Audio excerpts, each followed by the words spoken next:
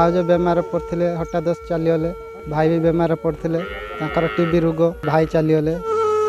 दैव साचिला दाऊ हेले नियति एमिति निर्दय हेब पुणी ताहा दुई छुआंक पाई। ए खबर शुणिले जीए भी हो धैर्यहरा होई पड़िबो, कहिबो एमिति दुख आउ काहा भाग्ୟରେ न आसु।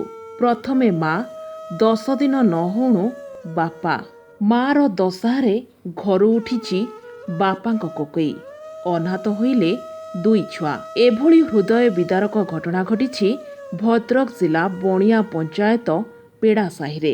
गाँर नरहरी पेड़ा गाड़ी चलाई परिवार पोषुथिले।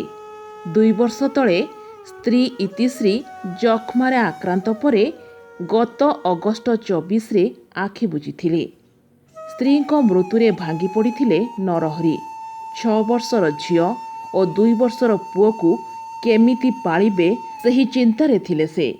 10 दिन मध्यरे हाथ धराधरी होई माँ बापा चली जिबा परे सुधी क्रिया पाई एकाठी होइछंती गाँ लोके। ग्रामवासी सहायतारे सुधी क्रिया तो होइजिबो, हेले कौन हेबो एही 2 जण छुआंकर भविष्यत।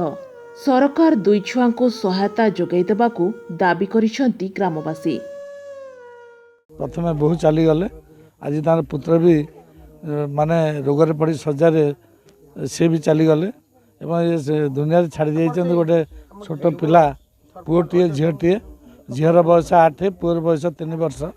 तेणु ये प्रकार दुख घटना समस्ते निर्माण होता बेले जिलापाल निर्देश रहा जे तुरंत जाकि से परिवार को रेडक्रॉस तरफ जिलापाल द्वारा 10,000 टंका प्रदान जिलापाल महोदय कर 10,000 रेडक्रॉस रू ऑलरेडी डिसबर्समेंट को पाई कह जाइए। एंड तापर जो पिला 2टा पिला अच्छी रहा व्यवस्था आम आश्रम स्कूल रे करने DW कहुई।